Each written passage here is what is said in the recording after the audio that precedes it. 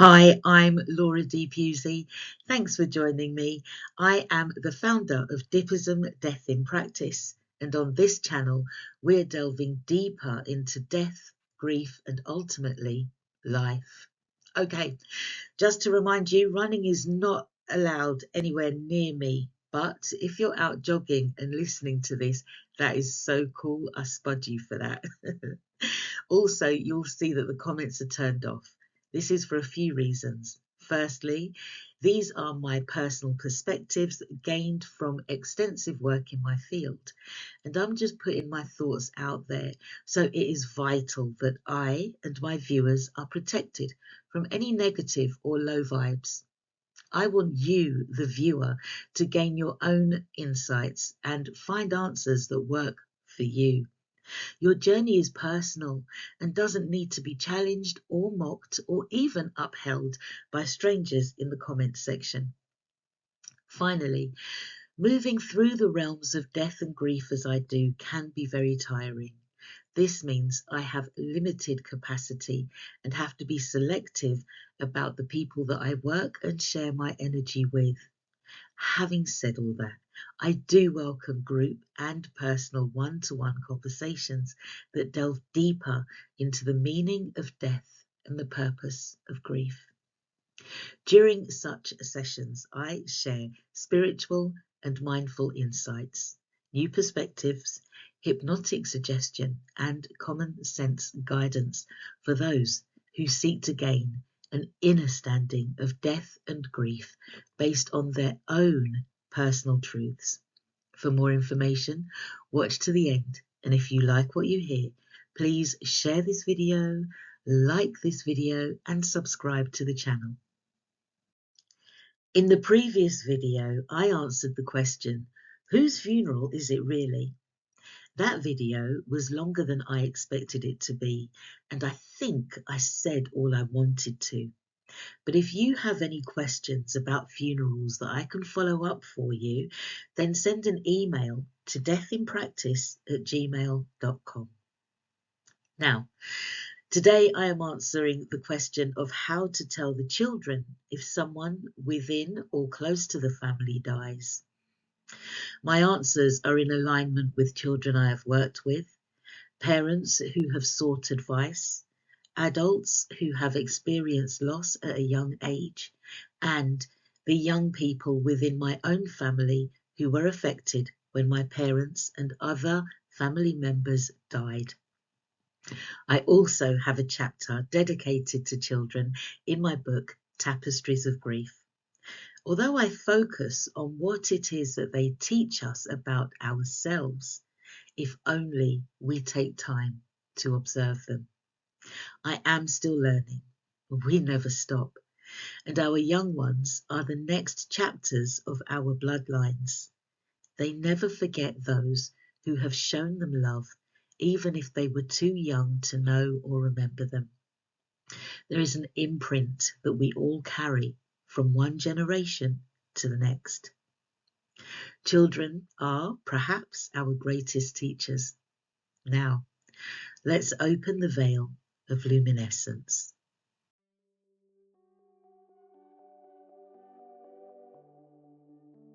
With the intention of infinite truths, by the pulse of sacred light, I call forth the veil of luminescence.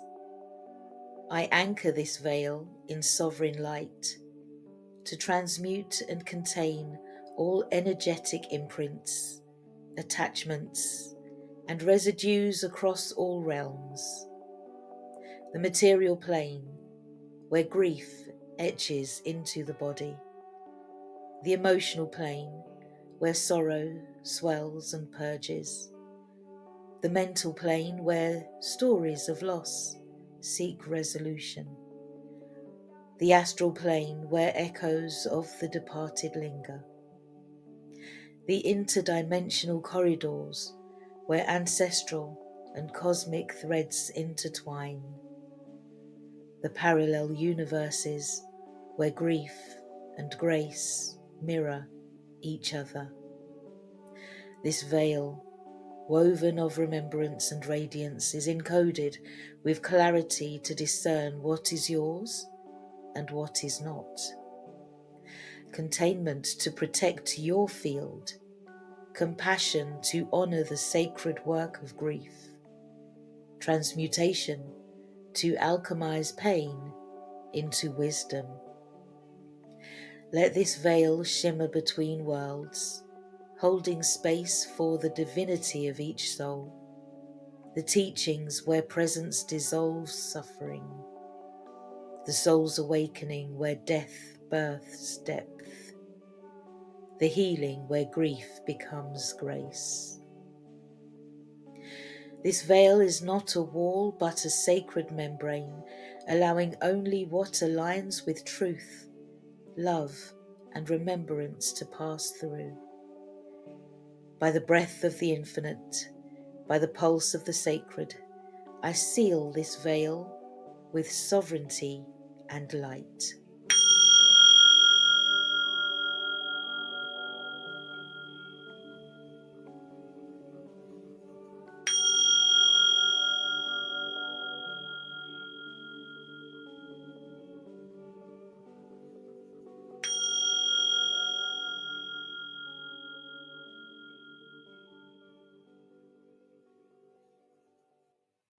It's great to have you here.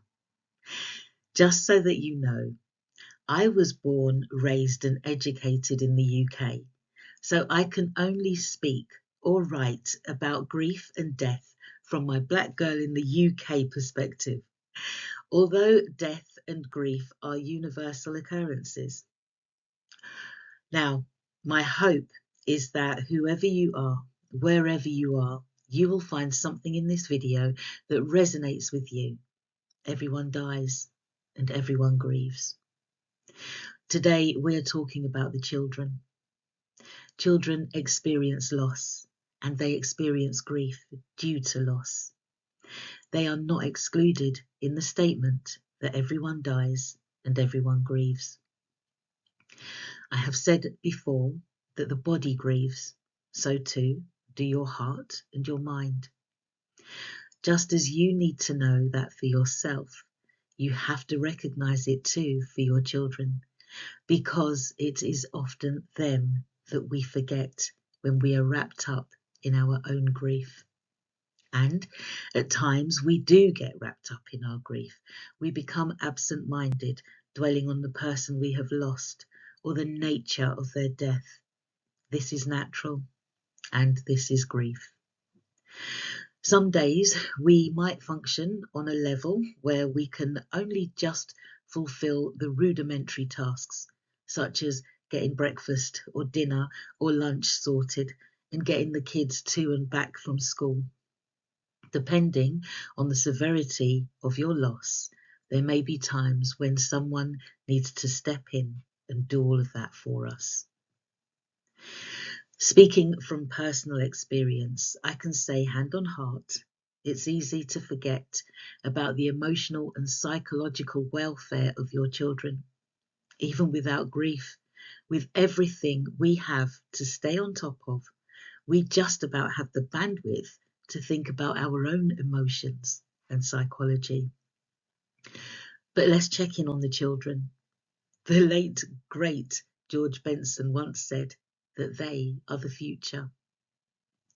You know, even if your child lives with a disability that apparently limits the amount of understanding or empathy they are able to show, they still feel it when someone important disappears from their lives.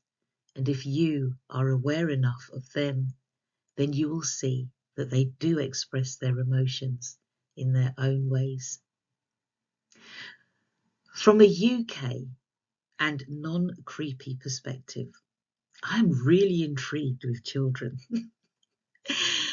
I really am, but hear me out. Is it just me, or have you noticed that over the centuries, children have evolved? Back in the days, children were not regarded as the innocent, carefree beings we often view them as today. Children were seen as economic assets. During the Industrial Revolution, many children worked long hours in dangerous conditions, in coal mines and factories, and, as Mary Poppins told us, even as chimney sweeps, often risking their lives in the process. We're talking about kids as young as 5 or 6 employed in harsh physical labour. It was brutal, and in times of extreme hardship, such as during famines or economic crises, the value of children as labourers fluctuated. When money and resources were scarce, children were abandoned, sold, or even worse, eaten. The Victorian era followed, and social reform movements in Britain began advocating for children's rights, better working conditions, and compulsory schooling. It was at this time that a romanticised notion of childhood and innocence gradually became more widespread. This was very much a constructed narrative designed to shape the nation. The saying, children must be seen and not heard, likely originates from the upper class Victorian England, where children were expected to be respectful, obedient, and often silent in the presence of adults. In a time when discipline was rigid and adults had absolute authority, this adage reinforced the hierarchical nature of society. Children were not meant to question, challenge, or express themselves freely. Their role was to be present but deferential, trained in manners of etiquette, absorbing lessons from adults around them, but not necessarily allowed the freedom to express their emotions, their thoughts, or their grief openly. The same culture that told them to be seen but not heard also reinforced the idea that children should be protected from emotional distress and shielded from the harsher realities of life, including death, which was much more visible and more frequent than it is today. Back then, it was common for families to experience multiple deaths due to disease, poor sanitation, or accidents. And even still, death in itself was a taboo subject. So funerals were often private, with children excluded from the ceremony.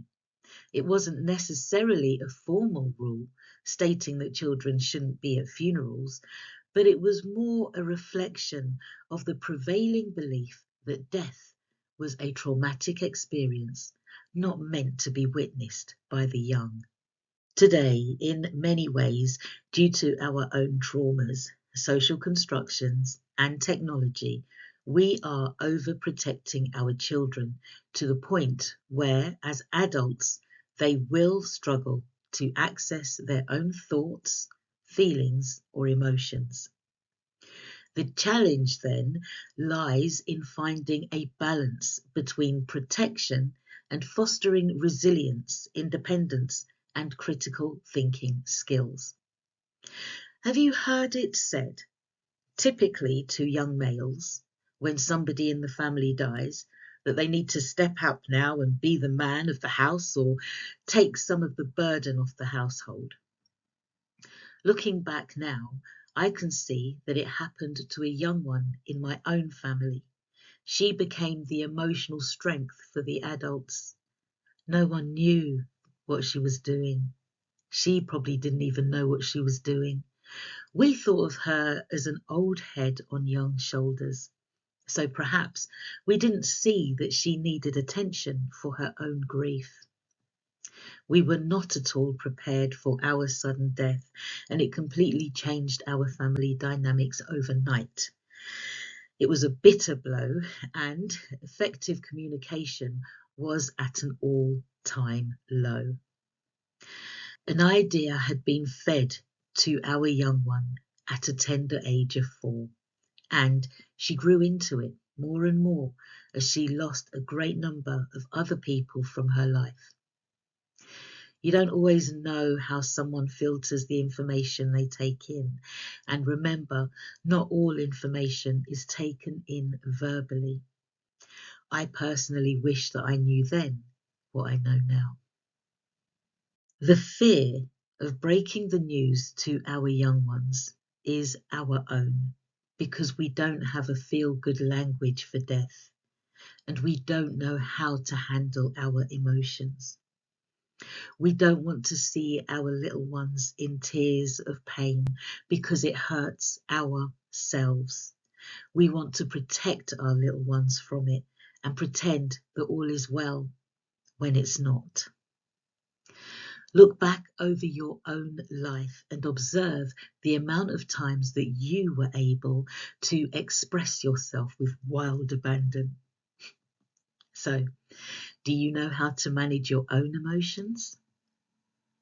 If you are of a Caribbean background, you might be familiar with the lines, "What are you crying for? I'll give you something to cry about." Our little ones are sponges, and they see and hear and feel everything said and unsaid. For them, life is like a jigsaw, and they are still putting the pieces together. And like a beautiful and rich tapestry, every thread matters. That is why the best thing that you can do when someone that they love dies is tell them. The longer you leave it, the harder it gets for you. So do yourself a favour. They can handle it because they don't have the hang-ups that we do.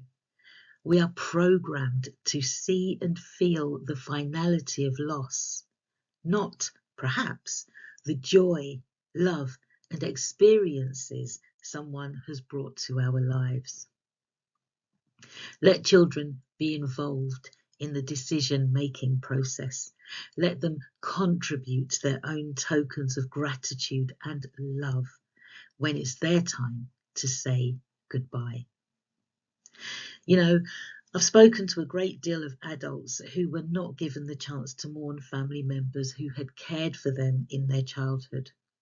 With inadequate acknowledgement from others and nowhere to put their feelings and emotions, they created boxes in their subconscious mind where all subsequent hurts and losses were thrown into so that they could survive.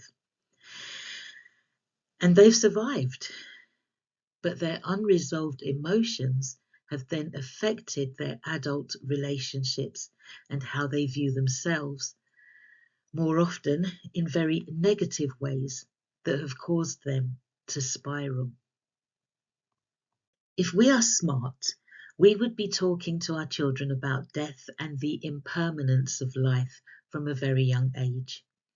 When our children are taught to understand that nothing is permanent and everything is in a constant state of change, including ourselves, our bodies, even the mountains and trees, we can help them to see and more deeply understand that the intangibles, such as our thoughts, emotions, and relationships, also arise, exist for a time, and then make way for the new.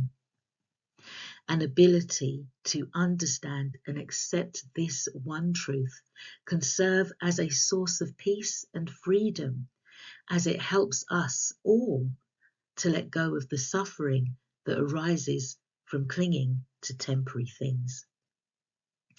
We delude ourselves when we fail to see change. Treating circumstances as permanent only intensifies the pain of loss and disappointment and grief when change inevitably occurs. If someone you know and love is dying, don't hide the process from the little ones. Let them be a part of the declining life as much as their age or personal ability can comprehend. I would suggest you start by buying flowers and having them around the house, or better still, Have a day when you go out and pick some flowers. Picking flowers from their original happy place of growth and putting them into a vase shows our young ones the very real wilting process of the flower. But then you can tie this natural visual display to the change of the seasons and the celebration of life. Do our children actually know that they're alive? How? How do they know that they're alive? What does it mean to be alive? What does being alive mean to you? Help your children to know themselves so that they don't become troubled adults. If you have set the framework from young, then explaining the death of a loved one doesn't have to be an arduous task. I wrote in the book Tapestries of Grief about a story that I heard on the radio 2 decades ago of a woman struggling with how she was going to tell her son that his grandmother had died.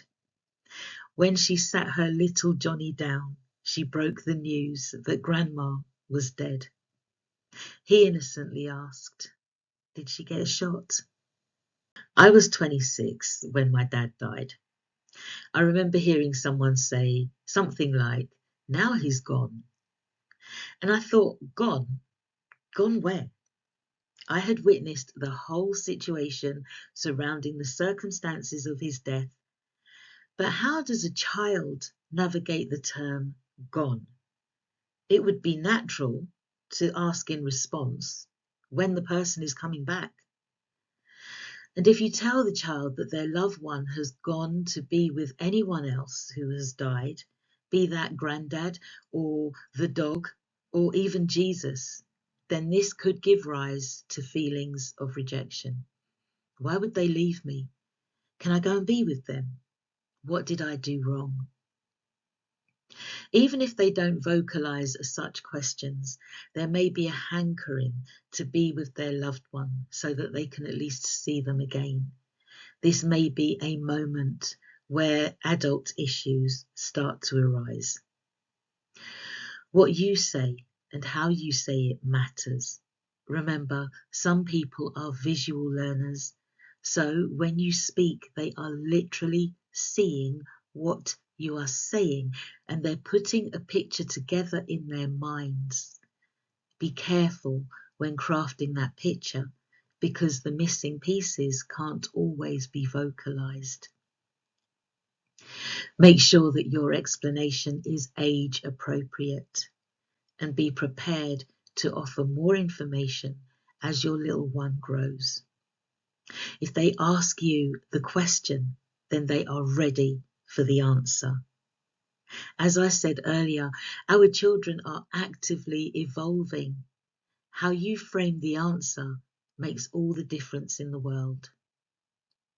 As I explained in the first episode, we are a divine spark, an energy, an aspect of eternal spirit, giving essence, animation, and vibrancy to the life force within these bodies.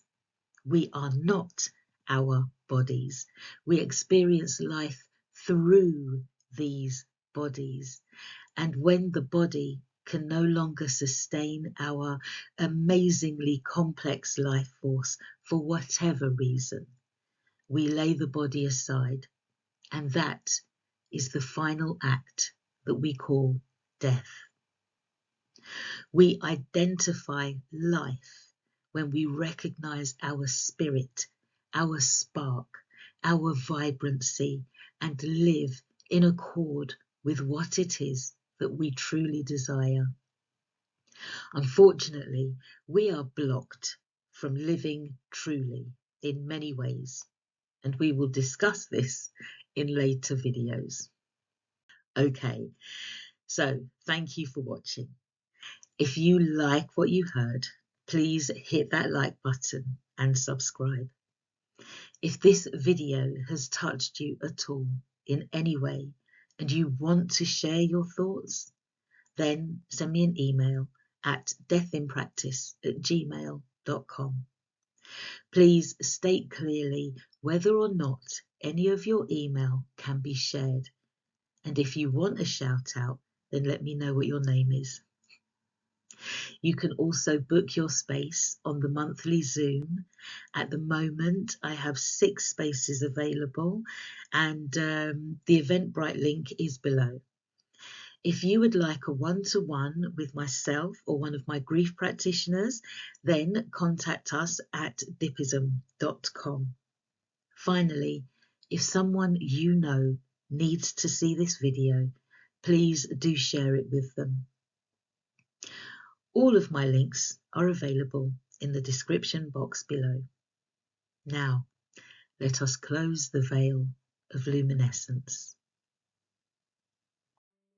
By the breath of the infinite, by the pulse of the sacred, I honour the veil of luminescence now fulfilled. This veil, once summoned to transmute and contain, has held the field with clarity, compassion, and sovereign light.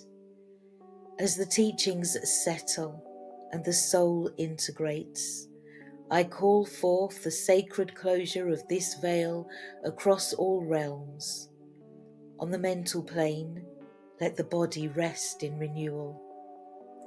On the emotional plane, let sorrow soften into spaciousness. On the mental plane, let stories find stillness. On the astral plane, let echoes return to source. Through interdimensional corridors, let threads untangle. Across spheres and planetary systems, allow contracts to be honoured and released. Let all residues now return to their rightful place, dissolved, dispersed, or transmuted by sovereign light. Let the veil fold inward, encoded with discernment to preserve what is true, containment to seal what is sacred, compassion to cradle what remains tender, and wisdom to carry forth what has been alchemized. This veil is reabsorbed into the soul's archive, a luminous record of presence, grief, and transformation. By the breath of the infinite, by the pulse of the sacred, I seal this veil with sovereignty and light.